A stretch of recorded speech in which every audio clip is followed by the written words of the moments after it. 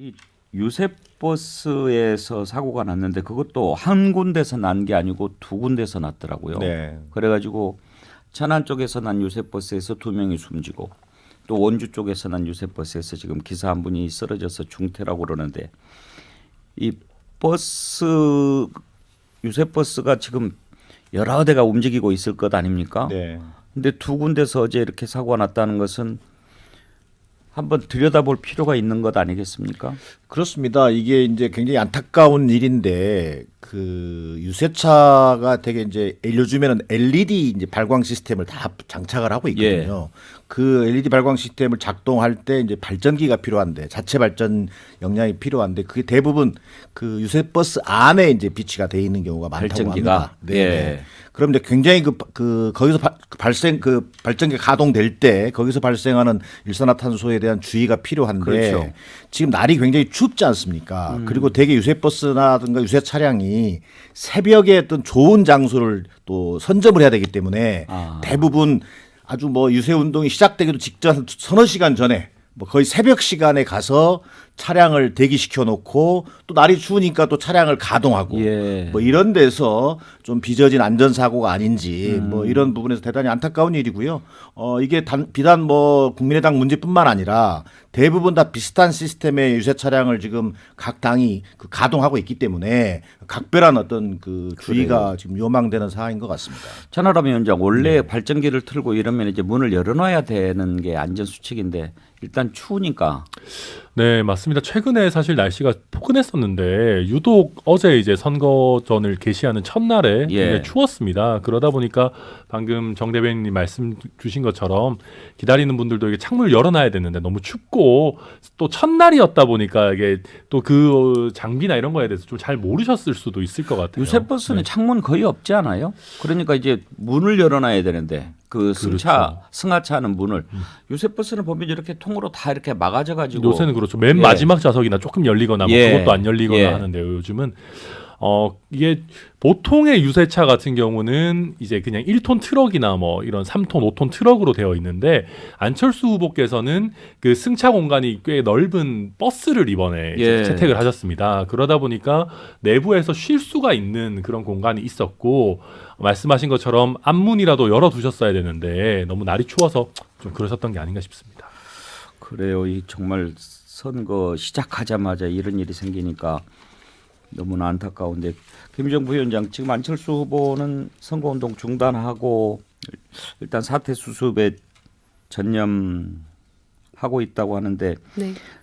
이런 경우에 당장 선거운동 하기는 쉽지 않죠. 그렇죠. 우선은 이 안타까운 사고를 좀 수습하고 또 빈소도 마련하고 또 유가족들이나 또 이 상황에 대한 좀 정리나 수습이 필요한 그런 시점인 것 같고요.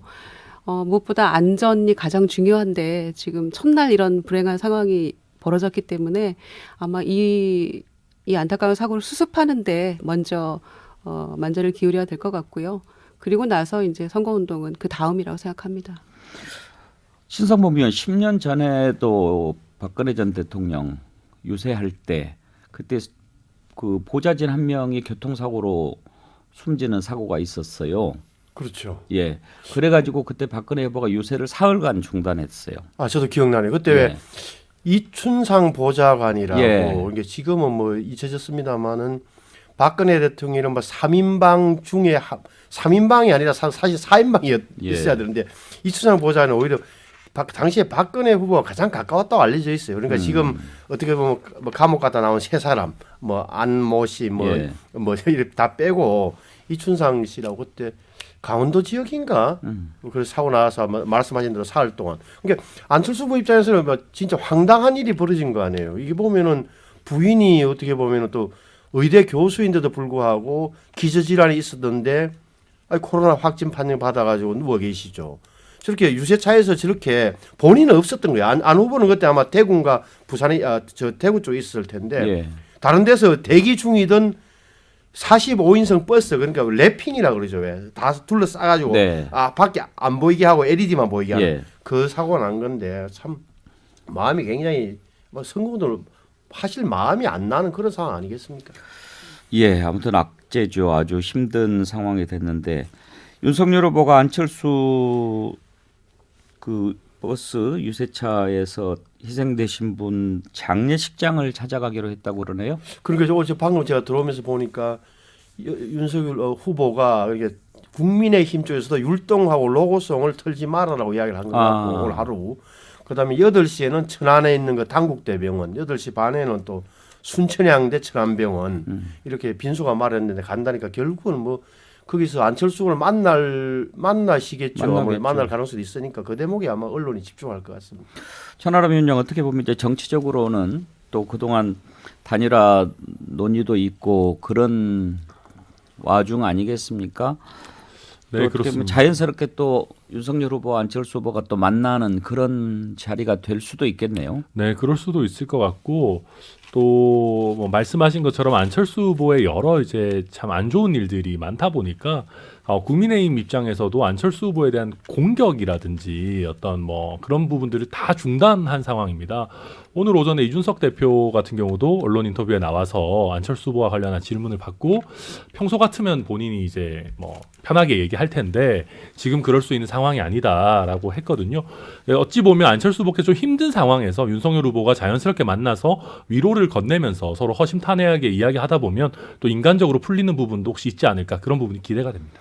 정예람 대변인, 역사라는 게 또 어떻게 어디서 어떤 요인으로 바뀌고 이루어질지는 알 수 없는 거잖아요. 그렇습니다. 그래서 어떻든 간에 모든 일에 최선을 다하고 공을 들이는 그런 모습은 저는 뭐 필요하다고 보고요. 유가족들에 대한 심심한 위로도 있지만 또 정치적으로 보면 뭐 윤석열 후보가 됐든 또 우리 당의 이재명 후보가 됐든 그런 어떤 아프고 상처받은 일에 좀 같이 공감하고 또 그 속에서 정치적으로 또 함께 풀어갈 수 있는 어떤 그 분위기를 만든다는 것은 뭐 필요해 보입니다. 혹시 이재명 후보는 현재 조문이라든지 위로라든지 이런 일정은 아직은 안 나왔습니까? 현재까지는 일정이 확정되지는 않았고요. 오늘은 이제 서울 그 집중 유세가 예정돼 있고 앞서 그 신성범 말씀하셨습니다만 민주당 측에서도 오늘 하루 동안만이라도 선거 유세라든지 율동, 뭐 노래 이런 것들은 하지 않고 어떤 그 조문 분위기 속에서 아마 그 유세를 진행할 것으로 보여집니다. 예, 저도 삼가 그 희생되신 분의 명복을 빕니다.